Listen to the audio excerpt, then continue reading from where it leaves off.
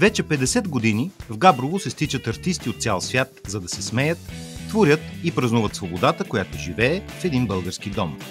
Домът на хумора и сатирата. Въпреки всички политически и социални превратности през последния половин век, това уникално място не просто оцелява, а недвусмислено доказва, че само когато се научим да не приемаме света прекалено насериозно, само когато започнем да се смеем над собствените си несъвършенства, благодарение на хора, които са се заели с тази, на пръв поглед, несериозна работа, животът се превръща не просто във въпрос на оцеляване, а в търсене и намиране на неговия смисъл. Добре дошли на церемонията по награждаване на 25-то Габровско биенале на хумора и сатирата в изкуството.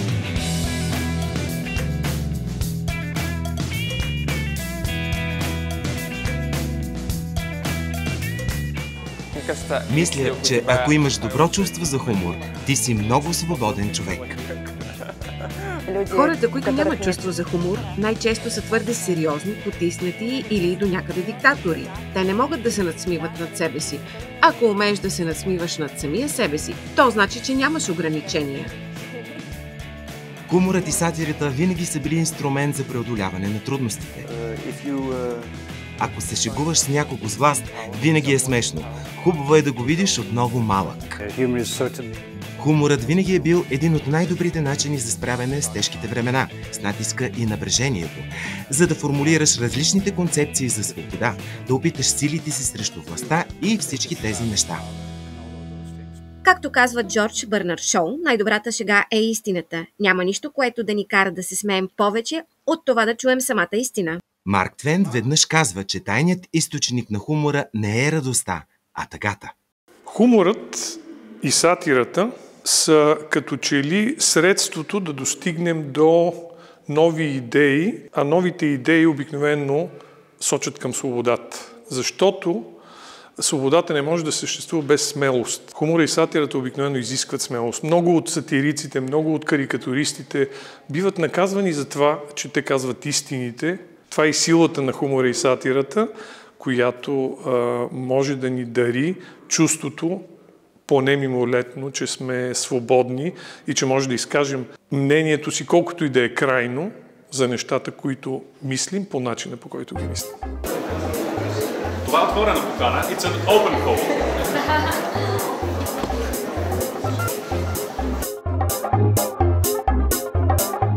И така, време е историята да започне, а както всяка уважаваща себе си история, тя започва далеч назад във времето.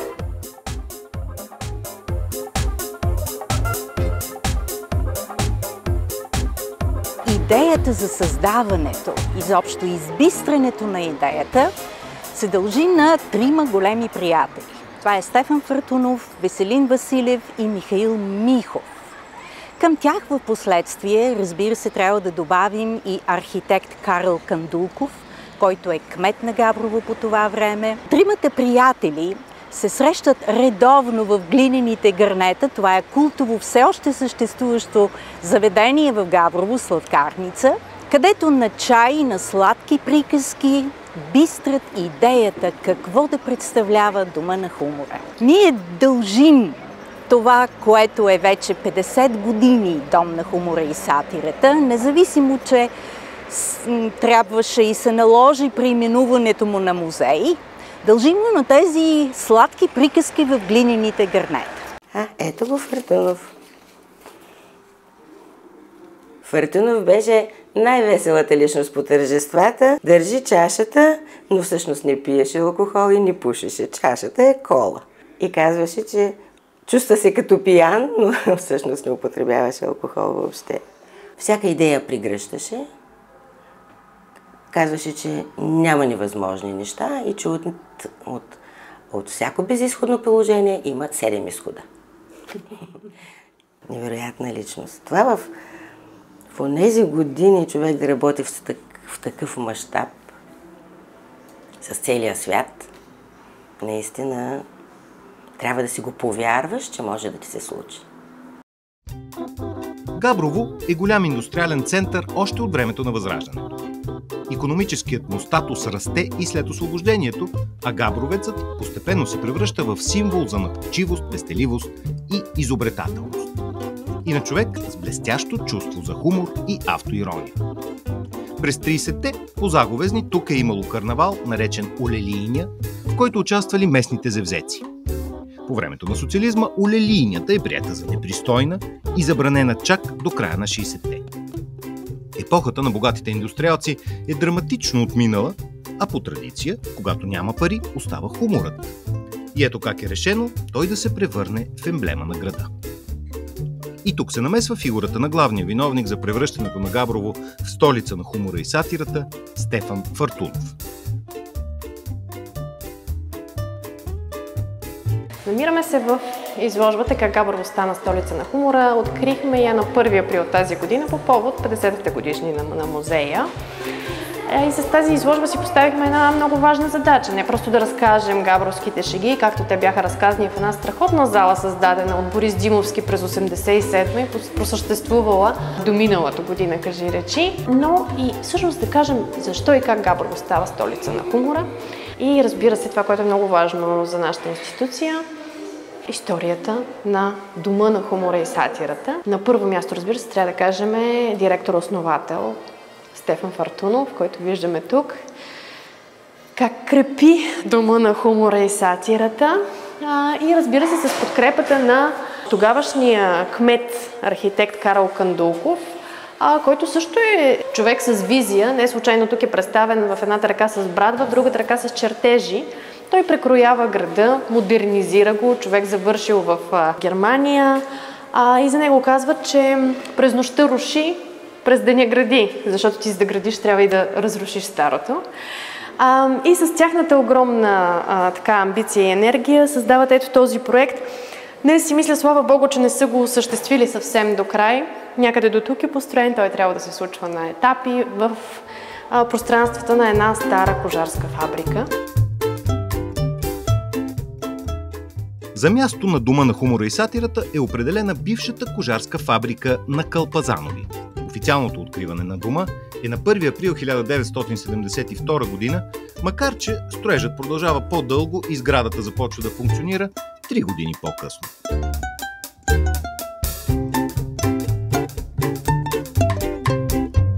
Стефан Фъртунов много добре знае и неговите съмишленици, защото той не е сам в това усилие, знае, че е много важно кого привличаш като сътрудници. Кои са хората, с чието дух създаваш и с чието идеи изпълваш това пространство. И кои са първите хора, които той привлича. Това е художникът Тодор Цонев, представен тук с автопортрет. Това са Борис Димовски и Радой Ралин. Борис Димовски и Радой Ралин са една много важна за нас двойка. Единия буквално в цялата сграда вгражда своето изкуство. Той създава илюстрациите към габровските шеги, той създава добре запомнените габровски сувенири, чашки, половинки, чашка кафе за двама. А пък Радой Ралин измисля мотото на Дома на хумора и сатирата, което е "Светът е оцелял, защото се е смял". Когато обаче те започват да работят с Дома на хумора и сатирата, не трябва да забравяме, че това все още е много прясно след онази злополучна история на книжката "Люти чушки", която е цензурирана, иззета, изгорена в пещите на полиграфическия комбинат. И двамата са оставени без работа, двамата са в немилост. Въпреки това, Фъртунов не се поколебава. Той знае, че за да създаде една такава институция има нужда от техния ум и техния принос.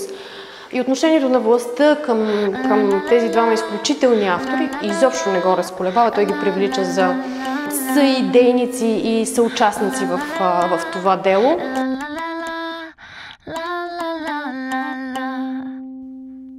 В течение на времето към Дома на хумора и сатирата е привлечен младият художник Георги Чапкънов. Негово дело са емблематичният Хитър Петър, Дон Кихот и Санчо Панса, както и статуята на Чарли Чаплин, за чието откриване е поканена съпругата на великия актьор. Сред идеите на Фъртунов е да бъде създаден парк на смеха около реката, за който са подадени множество сполучливи проекти на статуи и съоръжения. Може би преди да почна работа 4 или 5 пъти аз се срещах с Стефан Фъртунов. Той ме викаше на разговор всеки път по различни въпроси. Веднъж си говорихме за кино, друг път за литература. Трети път ме питаше дали знам и колко имена знам, да кажем, на български карикатуристи. Въпреки че аз бях филолог и си мислех, че ще работя в сферата на литературата, той искаше да разбере с какви хора, нали, искаше по-широко скроени някакси хора, които да разбират или поне да се интересуват от много неща. И така на 1 август 1974 година аз прекрачих прага на Дома на хумора. Но да не си мислите, че това е Дома на хумора, който виждате днес. Не, това беше старата кожарска фабрика, в която се влизаше по една стълбичка сред строежа на бъдещия Дом на хумора, от към реката. Даже долу в мазата стояха още старите дъбилни помещения, миришеше на кожи. Но в тези 2-3 стайчета, първите специалисти, бяхме около 5-6 души, вече работехме за каузата на Дома на хумора. Фъртунов беше и работеше с такъв огромен замах, че той просто виждаше нещата едва ли в завършен вид. И той заложи развитието на международните контакти, на международните изяви в Дома на хумора, на филолозите с чужди езици. В един момент отдела информация, част от който съм аз и дълги години съм ръководила, се оказа с филолози не само по популярните езици, английски, немски, френски, руски. Имахме испаноговорящ, брилянтен преводач. Имахме преводачи сърбо-хърватски и словенски, унгарски, полски и какво ли не още. Фъртунов много правилно е решил, че в началото контактите със света се осъществяват на езика на тези страни. Той ни пращаше в едни дълги и благословени командировки в София по седмица и повече. Всички сядаме в Националната библиотека и буквално прелистваме лист по лист справочниците с адреси, независимо в коя област. Дали е графика, дали е живопис, фотография, кино, преписваме ги. Всичките адреси, разбира се, връщаме се тук и даваме началото на базата данни, която съществува и до днес. Благодарение на нея Дома си спечели световната слава. В архива на Дома на хумора се съдържат от самото му основаване фотоархив от 73-та година. Черно-бели снимки, продължават след това в цветни снимки. Съдържат се авторови досиета, които са на авторите, участвали през годините във всички биеналета, творбите, с които са участвали, преписката с тях в годините. И понеже има и раздели и литература, и живопис, съответно не само с автори, които са участвали в Дома, а с творци по целия свят, които са творили в областта на хумора и сатирата, с които сме имали връзка през годините.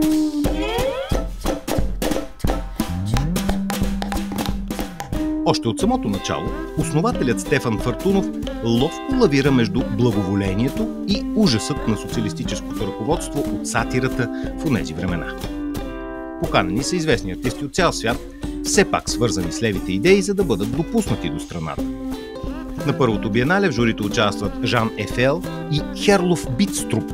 Награда получава Ердокан Бозок, а през 1978 година идва и самият Светослав Рьорих.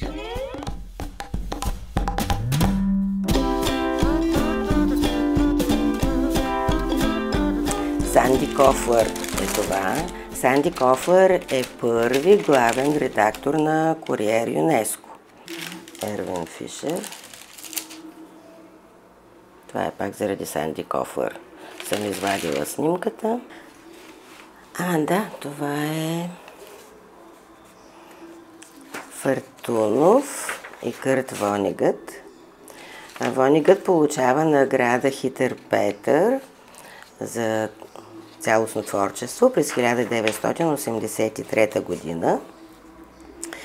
И в годините не идва да си получи наградата. И 1987 година Фъртунов участва в една конференция в град Темпе, щата Аризона, на тема хумор и сатира. И тогава минава през Ню Йорк и връчва наградата на Войник.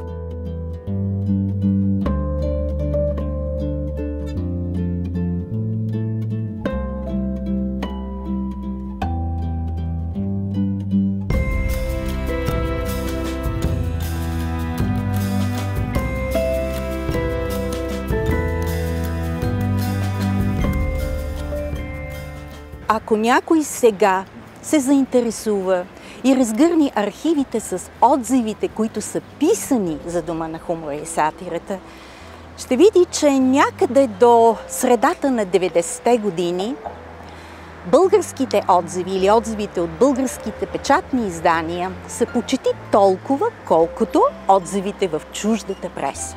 Това беше много голям успех.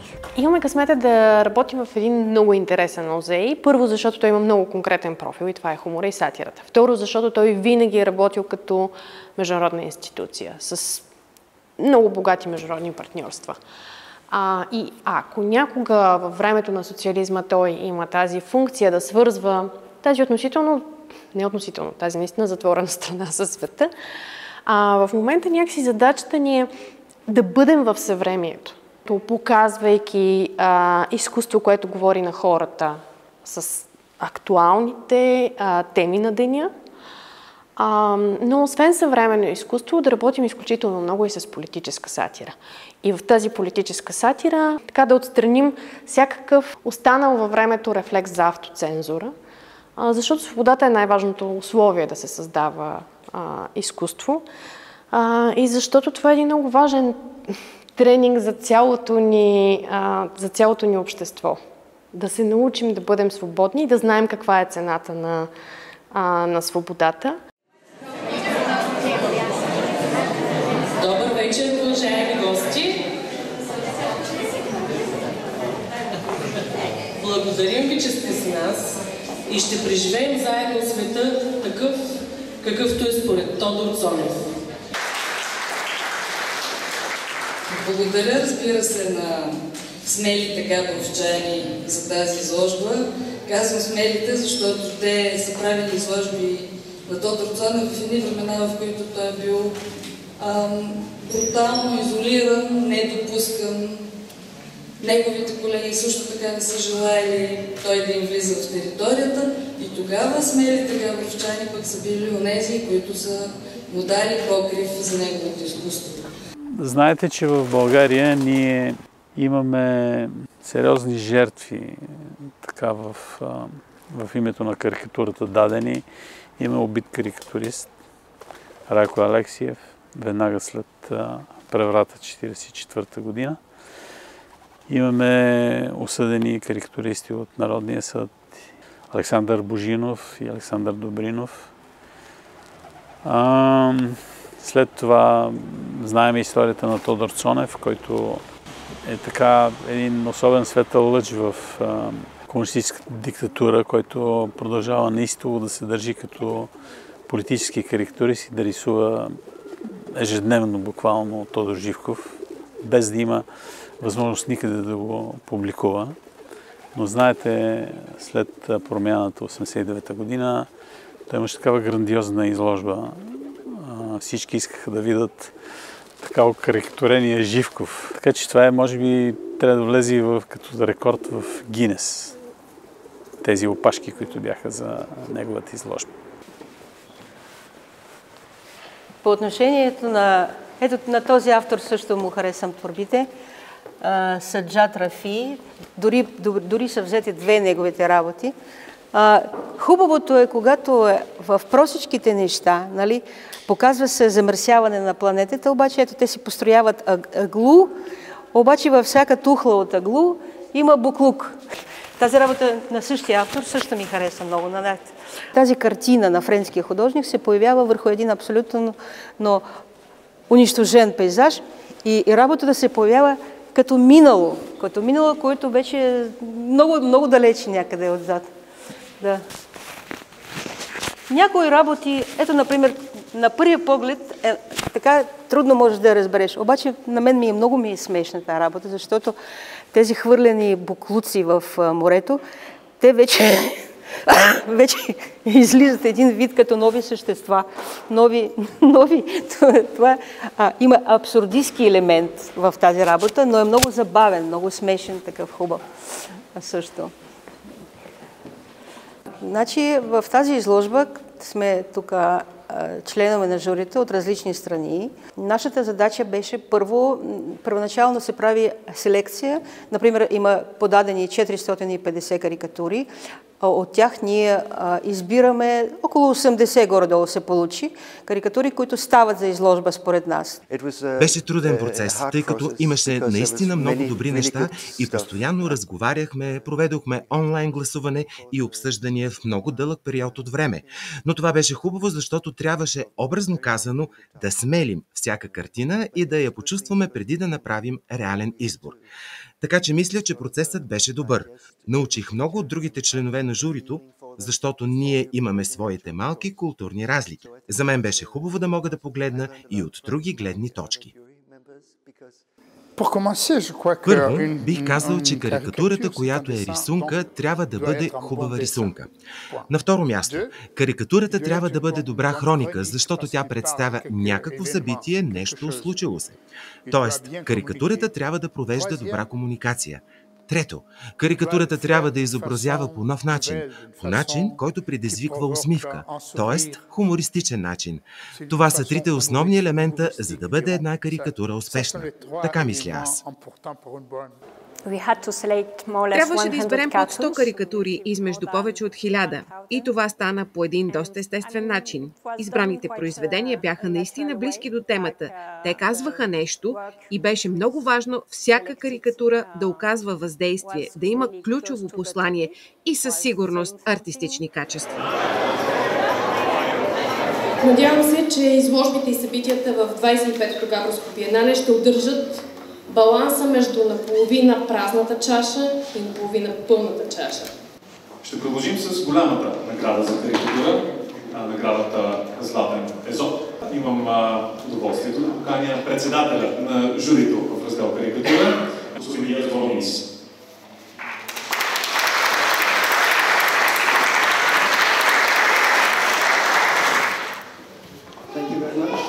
Много ви благодаря.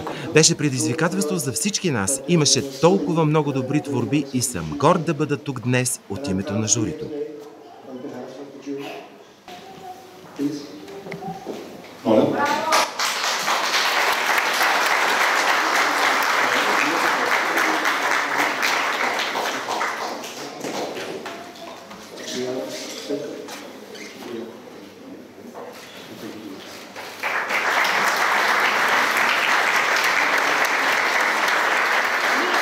Карикатурата е универсален език, тази, която е без думи, защото тя може да се разбере моментално от всеки човек по земното кълбо. Има, въпреки че вчера карикатурата, която е наградена, за мен е много радостно, че журито, което се състои от различни националности, единодушно е гласувало за нея. И въпреки всичко, въпреки че е ясна защита на природата и меркантилността на човека, вчера пак чух друг вариант на моята карикатура, която също е логична от датския член на журито, който беше председател на журито. И той ми каза, да, това е първо личността на човека, който във всичко вижда пари. Обаче пък има и друг момент. Това е и съхранение на природата. Примерно тия листа са като пари, което е богатство. В смисъл да последните пари да изтеглиш, да ги съхраниш, да ги вложиш някъде. Което пък аз, знаех, че може да има различни тълкования и аз предполагах, но ето той го формулира вчера. Стана ми драго. Тая година за първи път, от много години се дава Златен Езоп за карикатура. Нещо, което последните 30 години, аз не си спомням, не знам дали има, може би има някой единствен карикатурист, който досега в цялата тая 50 годишна история е взел Златен Езоп. Защото правилата са такива, че който вземе Златен Езоп, поставя своята творба в дума, като собственост на дума. И предишните ръководства естествено избираха по-сериозни произведения на изкуството, пример като една голяма живопис, къде по-ценна от една карикатура и предпочитаха да дават изопите или на скулптура, някаква пластика, или на картина, нещо, което да остане така в дома като изключително скъпа ценна вещ, което не е справедливо, разбира се, и всеки раздел трябва да има еднакви награди, както е и сега. Тук в тази част на хранилището е разположена карикатурата. В първите две редици са българските автори по азбучен ред. Тези тук няколко 5 или 6 чекмеджета, които са отделени класиците. Бащите на българската карикатура, ако може така да се каже. Значи тези 4 редици са с чужди автори, наредени съответно по азбучен ред. И тук мога да ви покажа, също се сещам за Болиган, Анжел, транскрибирането през годините се е променяло. Първата му награда, която е печелил за карикатура, е точно именно от нашия карикатурен конкурс. През 2019 се срещам с Болиган, Анхел Болиган в Португалия, защото бяхме наградени от World Press Cartoon. Там той спечели първа награда в раздел ГЕК, а пък аз имах трета награда в политическа карикатура. И той е един много такъв забавен човек. Освен него имаше още 3 кубинци там, наградени. Единият беше от Швейцария, кубинец. Той е кубинец от Мексико, а пък Османи Симанка, кубинец от Бразилия. Така че в знак на солидарност аз се представях като кубинец от България. Болиган твърдеше така съвсем сериозно, че може би България му е спасила живота. Защото през 1987 той е тогава на около 22 години, когато печели трета награда в Габрово. И в същия момент трябва да замине с кубинските войски за Ангола. Голяма чест на Габровското биенале да получиш награда и кубинците го пускат да дойде в България. И това му се разминава отиването в Ангола. И затова Болиган твърдеше, че той би трябвало да е българин, т.е. кубинец от България, защото България му спасила живота. Не се знае. Кубинците дават около 30 000 жертви, убити и изчезнали в този конфликт. Хумористично-сатиричното изкуство е чудесен документ за времето, през което е било създадено. Ако ние гледаме тези карикатури, смешни творби, дори да вземем с българската карикатура. Ако сега, вчера разглеждах по албума на Богомил Райнов за Бешков, като му гледаме карикатурите, ние можем да четем историята на България по това време. И ние считаме, че едно от най-големите достоинства на дома е именно този фонд. Той беше наречен Хумор на народите, още по времето на Фартунов. И този фонд Хумор на народите всъщност е голямото богатство и той е основата, на която по-късно да може Дома на хумора да прави всякакви експозиции на всякакви теми, където и по света да го поканят.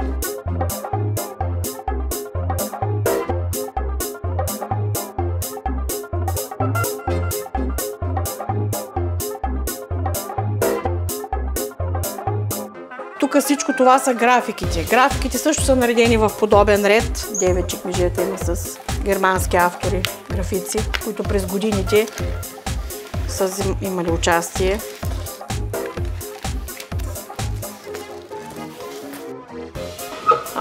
Тези автори, които са участвали, голяма част от тях ги има и в двата фонда, карикатура и графика и рисунка. Просто участват и в двата раздела. Споменът за богатата история пазят фондовете на музея. В тях се съдържат живопис, марки с карнавални традиции, снимки от комедийни постановки по света, маски и карнавални костюми, малка пластика.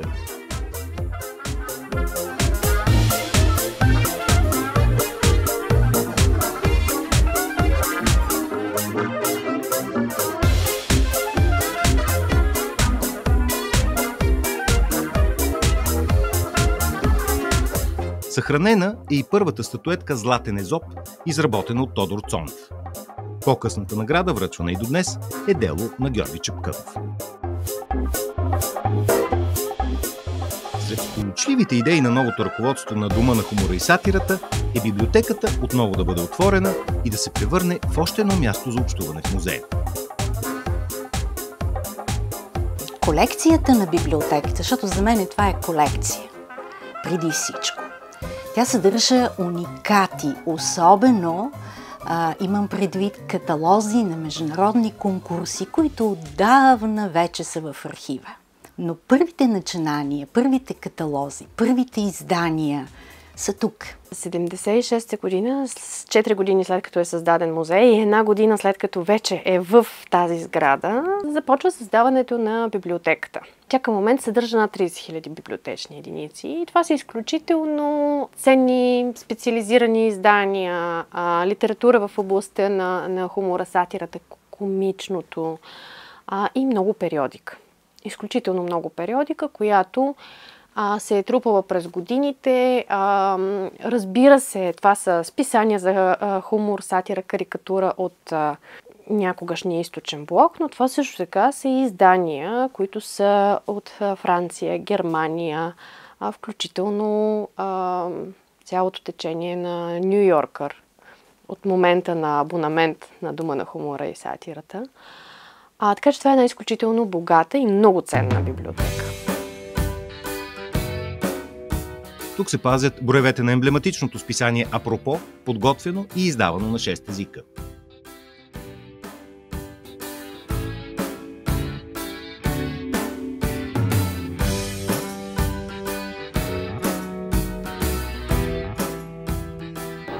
Питат ме, не е ли нелогично да се награждава сатирик.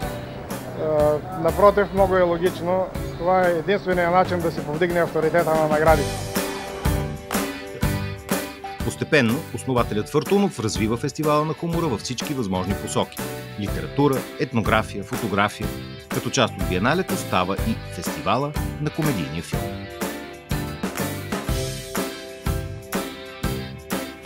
И с назначаването си започнахме да организираме международен фестивал на комедийния филм, който да бъде в рамките на фестивала на хумора и сатирата. До тогава в Габрово се правиха прегледи на комедийния филм, които бяха посрещнати с много голям интерес от страна на публиката. Знаете, че публиката винаги обича комедиите. Беше голяма фиеста. Беше много интересно. Идваха от различни страни, носиха своята култура, носиха своят светоглед във филмите. Това беше и самите хора, които бяха гости на фестивала. Като заглавие, аз разбира се съм филмов критик и мога да посоча тези, които са ми харесали на мене. Гара за двама. Комедията Тукци, премиерата беше в Габрово. Една друга американска комедия, когато Сали срещна Хари, много финна комедия. И разбира се, този филм, който беше откритие специално за нашия кинофестивал и за нашето разпространение за филми, както и за европейското кино, боговете сигурно са аплодели.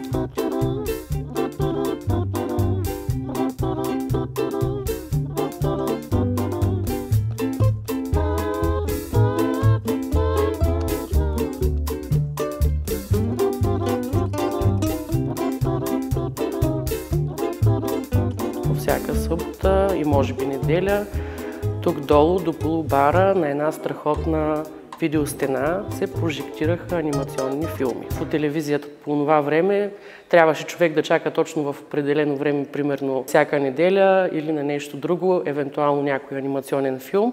А тук ние си знаехме, че всеки уикенд човек може да гледа анимация.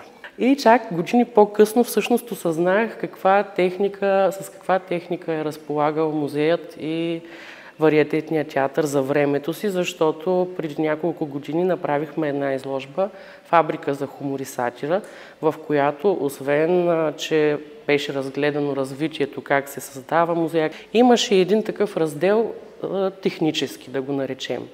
По някакъв начин, чрез ходения на Пловдивския панаир, успяват да се здобият с една от най-съвременната техника за времето си.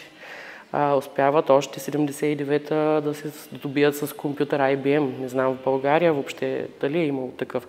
И не е случайно, особено сред хората, които са работили във вариететния театър, има впечатление, че всъщност той е бил най-добре оборудвания в България и на световно ниво. Едно от най-важните достижения, заложени още при самото основаване на Дома на хумора и сатирата, е създаването на вариететния театър. Първият проект е на габровския кмет, архитект Карл Камбулков, мащабно развит в последствие от архитект Христо Цветков. След множество перипетии, театърът е открит през 1985 година.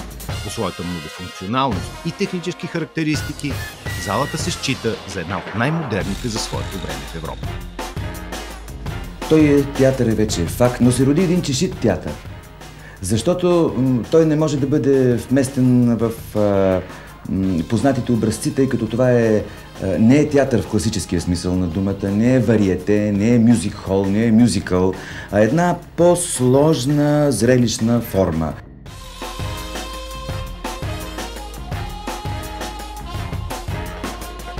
В 1985 година театърът се открива. От тогава до края на живота си, 1999 година, той е всъщност едно много емблематично място. Единствен по рода си такъв театър. И най-важното, че той привлякал много интересни актьори тук и са се играли много интересни постановки. Историята на вариетето минава през много етапи. Първоначално за режисьор и художествен ръководител на театъра е избран Николай Николаев или известният на някои поколения Бате Николай. По-късно идва Вили Цанков, също много известен български режисьор. Сотир Майноловски е бил режисьор тук. През 1996 година започва един нов период за габровското вариете, защото тогава тук идва режисьорът Николай Георгиев. Той решава да проведе конкурс за актьорски състав. А в вариетето вече си имало актьори, които са си играели и това много разбумва духовете, това решение да направи нов конкурс. И всъщност те бойкотират, до тогавашните актьори бойкотират конкурса, не се явяват. Той тогава абсолютно сменя трупата и извиква своите актьори от студио 4 под Се, които от тогава до 1999 година са нон-стоп, те са трупата на театъра. Бяхме разпознаваеми. Освен, че бяхме разпознаваеми, салона винаги е бил пълен. Не можем да се оплачем от отношение към нас. Ние сме били абсолютно неизвестни в този момент. Имахме по 5 представления на ден. Сутрин почнахме с едно детско, после още едно в 12 часа обедно, след това имахме едно в 3:30, след това в 7 часа представление, което е нормално класическо, и след това в някаква дискотека с шоу-програма, където ние отиваме да играем 5-то представление. Между представленията събирахме публика на площада, т.е. излизахме и правихме такъв стрит опенинг на улицата, правихме театър на улицата, за да привлечем публиката да дойде в залата. И с центъра, като сме се разхождали, е имало хора, които да ни поздравят, да ни помахват, да ни подарят по нещо, така заради отношението. След представление имаме рецензия, Николай Георгиев режисьор. Винаги рецензия. Независимо дали бързаш, дали някой е починал, няма значение. Ти не излезе, ти не направи това, то монолог не мина добре, какво стана в началото? Ако не се каже на момента, след това се забравя. Така е.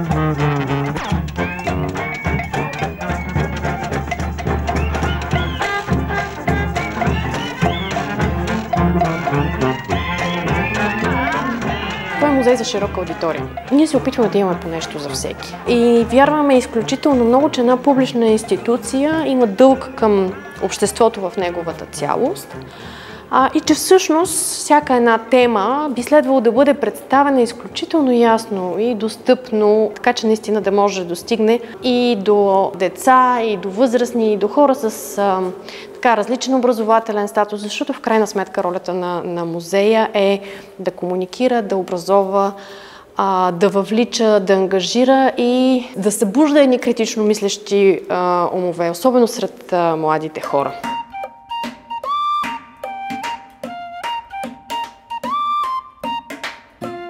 Това е детската зала, град Градина се казва и е направена като малък град с улички. И на всяка уличка децата могат да правят по нещо. Ето на тази средно сива могат да рисуват. И идеята на цялата зала е подобряване на градската среда. Нали, тук, където рисуват, тези рисунки са един вид като графити и уличката е средно сива, защото като я рисуват децата и става не толкова сива, става малко цветна. Тук е площад Колелото. На площад Колелото правим едни зелени бомбички. Градско градинарство е наречена самата улица. Правят се едни топченца от пръст, слагат се семенца вътре и децата могат да си ги вземат и да си ги посадят в къщи, в саксийка или в градината.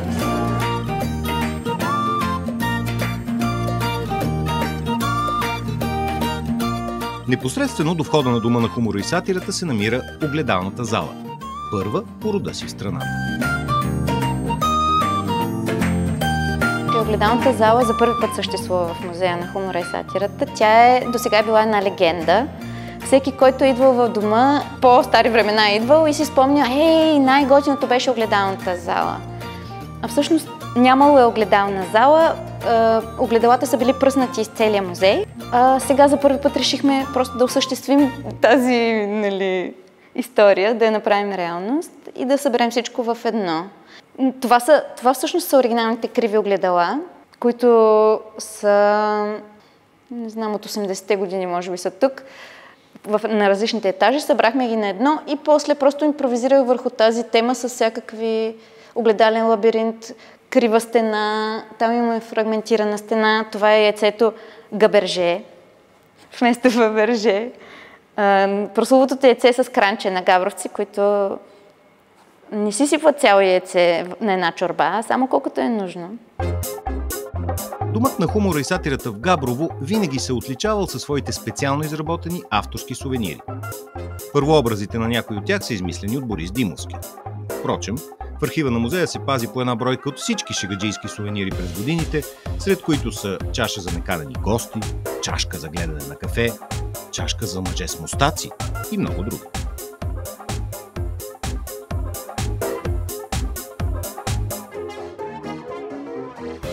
Покрай всичката работа, която сме вършили в дома през годините, искам да кажа, че имаше и много хубав живот тук в Дома на хумора и сатирата, който ние бяхме просто едно семейство.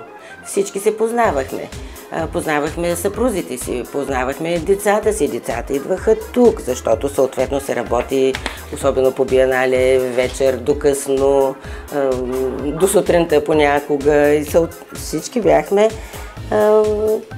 едно цяло, едно семейство в дома, въпреки че в годините може би сме наброявали понякога 70-80 до 100 души, когато се е разраснал дома. Заедно с вариетето може би бяхме 100 човека. Ние всичките бяхме в една зала и там бяхме натъпкани всичките художници, литератори, фолклористи, преводачи, протоколчи. Всичките бяхме там. И много си помагахме. Много хубаво беше, много съжалявам, но младостта не мина там. Това са най-хубавите години.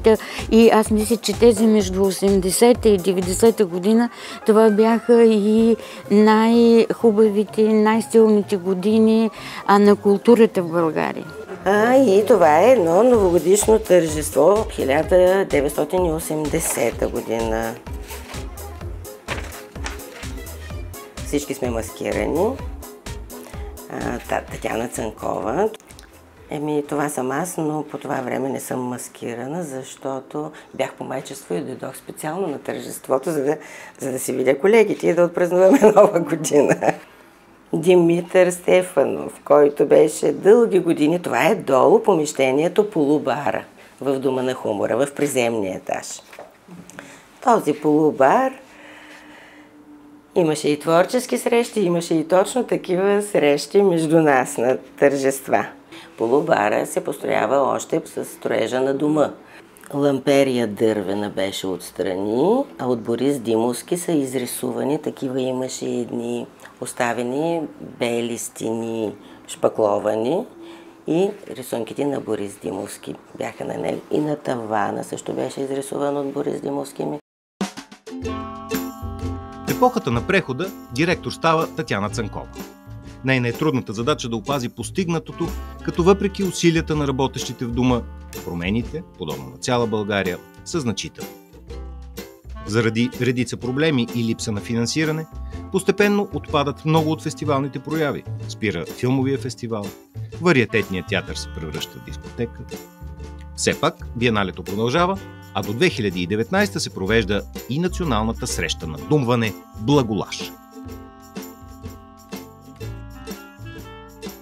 Въпреки стагнацията, въпреки промяната на режима, въпреки това, че до тогава на дома се гледаше едва ли не като на идеологически институт. Уверявам ви, така беше. И ние бяхме в това време под зоркото око на Държавна сигурност. Всички наши преводачи, когато обслужваха хора, водеха хора от гостите на биеналето, бяха инструктирани преди това, бяха следени.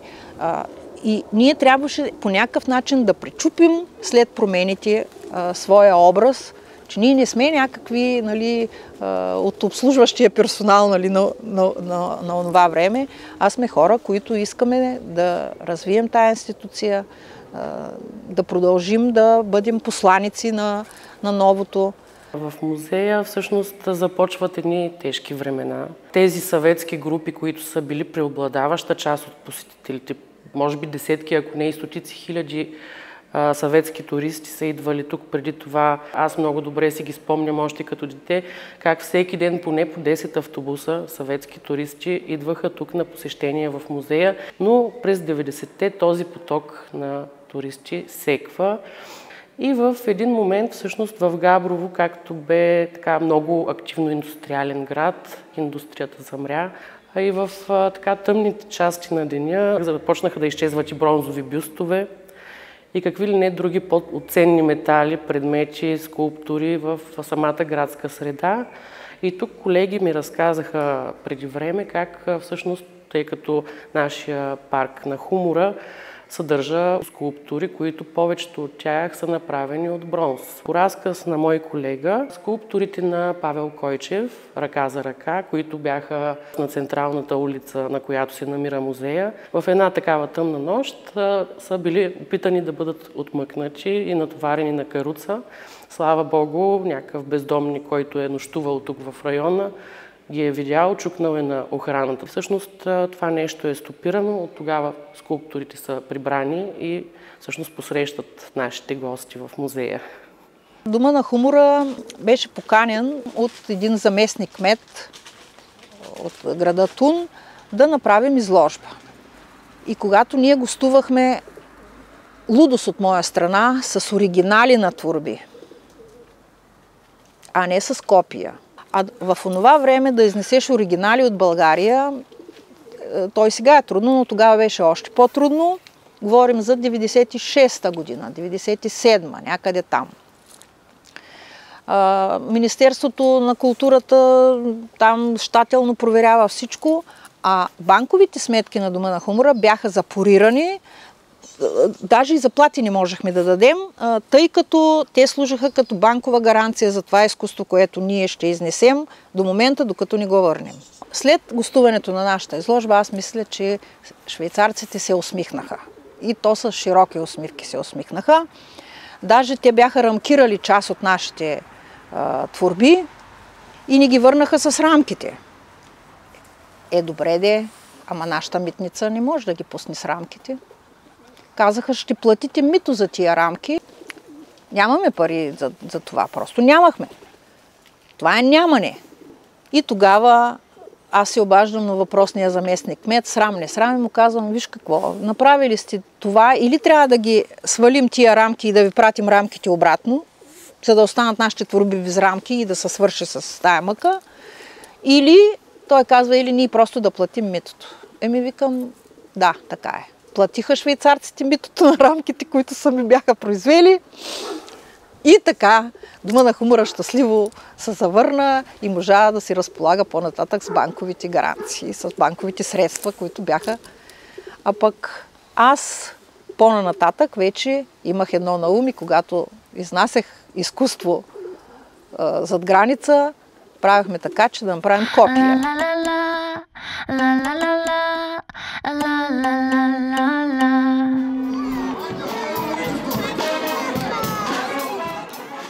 Двугодишната изолация заради пандемията неминуемо се отразява и на случващото се в Габрово. Но днес, 50 години след основаването на Дома на хумора и сатирата, градът отново е пълен с гости от цялата страна и чужбина, за да празнуват в своя български дом. Домът на смеха и свобода. А какво ще се случи през следващите 50 години? Само времето може да покаже.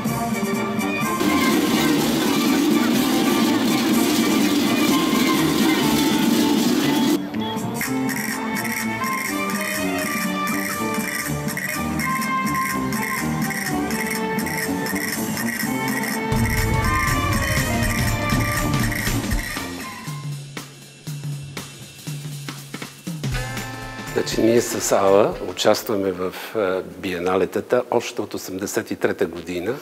Т.е. познаваме и тримата директори, господин Фартунов, Татяна Цанкова и новата директорка Маргарита Доровска.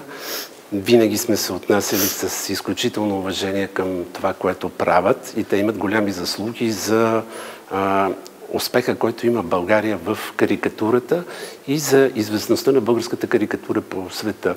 Аз адмирирам, например, политиката на Маргарита Доровска в случая, защото като говорихме за това, че хуморът се променя, променя се и формата, в която той е актуален в момента.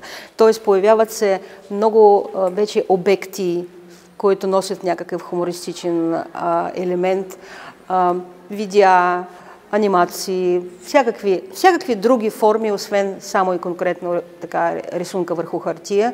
И аз приветствам това нещо, може би така нейното управление, това е разширило това понятие на карикатурата в една добра посока за мене. Хумора и сатирата традиционно се възприемаха преди 20-30 години в България като една територия, която е в сферата на вица, на карикатурата, на устния разказ, като че ли на едно по-принизено и доста по-ограничено разбиране за това, кое е смешно, кое е сатирично, кое е обект на интерпретация и освен това, кои са средствата, с които то може да бъде интерпретирано. И това, което забелязваме в Дома на хумора и сатирата последните няколко години, за мен е изключително положително от гледна точка на няколко неща. Първо, медиите, които навлизат в музея.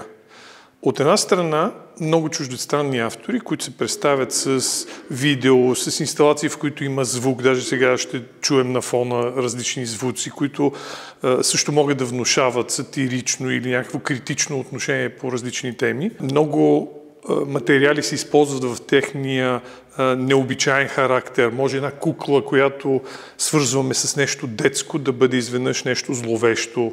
Тоест, Дома на хумора и сатирата се превръща в едно място, в което съвременното изкуство, което на Запад се възприема много спокойно, може вече да влезе и в така активно общуване с българската публика и аз мисля, че тя вече започва да свиква с това, че може да види тук необичайни теми, необичайни медии, необичайна интерпретация. И за мен това е много положително. Този микс, този меланж, това съвременно съжителстване на медии, на публики, на млади и на по-възрастни, на гостуващи артисти и критиката, естествено, която може да наблюдава едновременно всички тези явления.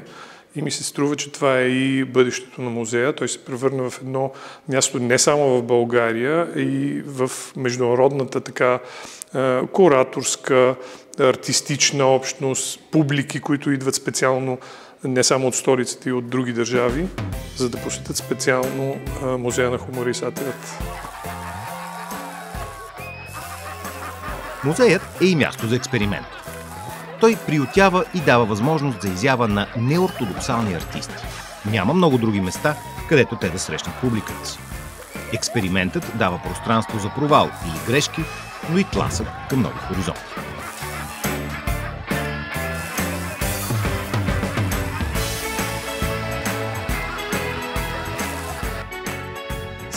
Процесът на подбор беше през Zoom. Трябваше да прегледаме много кандидатури. Първо всеки от нас направи нещо като първи подбор, който споделихме. И мисля, че се постигна добро съчетание.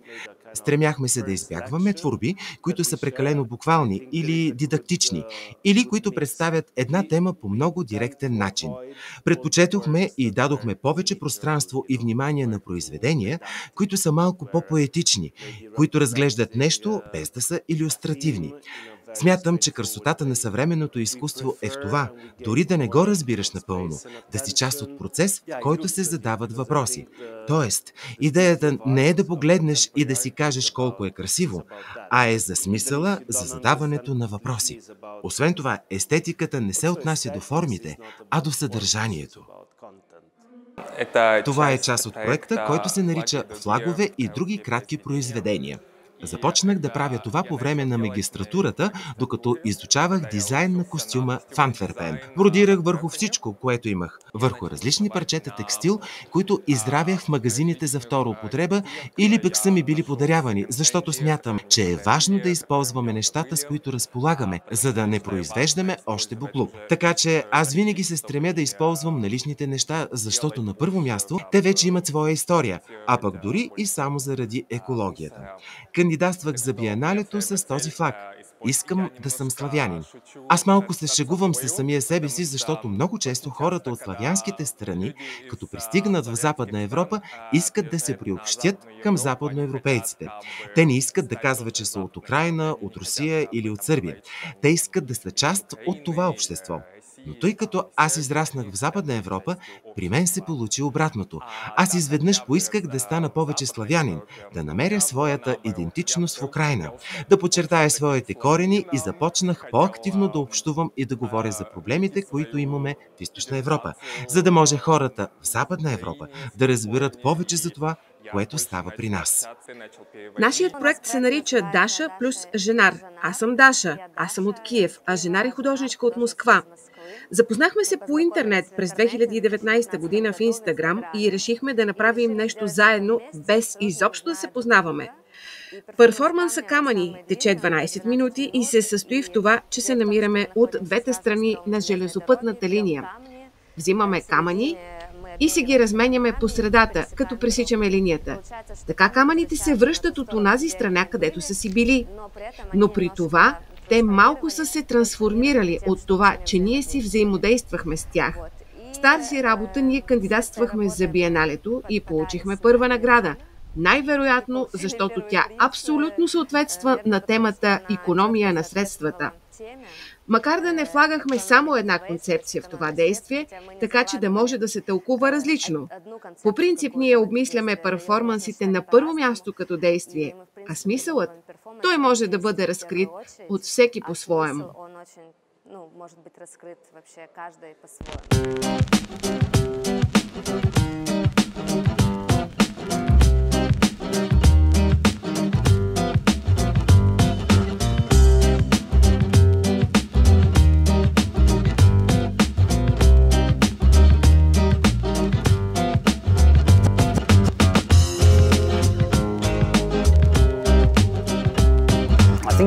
Мисля, че биеналето определено не се нуждае от моя съвет.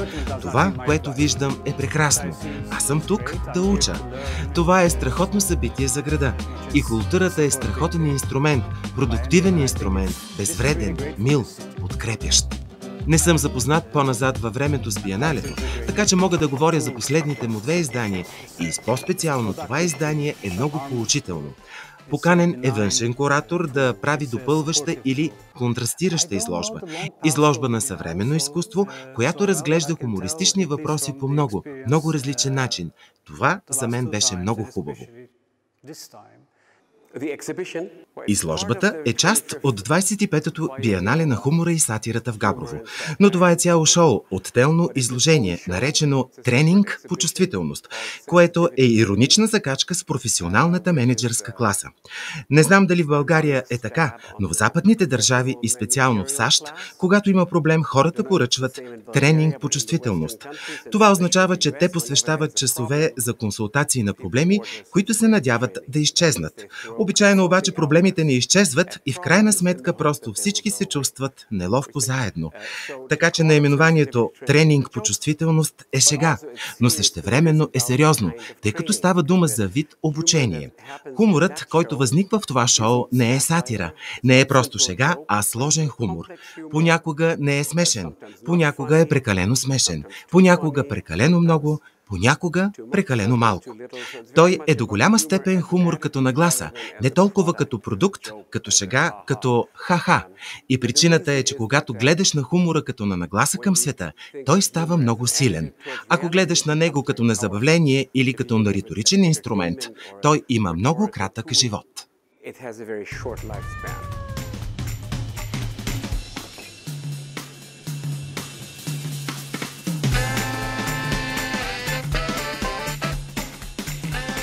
Удоволствието да поканя всички участници, победители, членове на журито, организатори и тези, които се припознават като всъщностни и важни за това събитие, да се включат в една обща снимка тук и сега.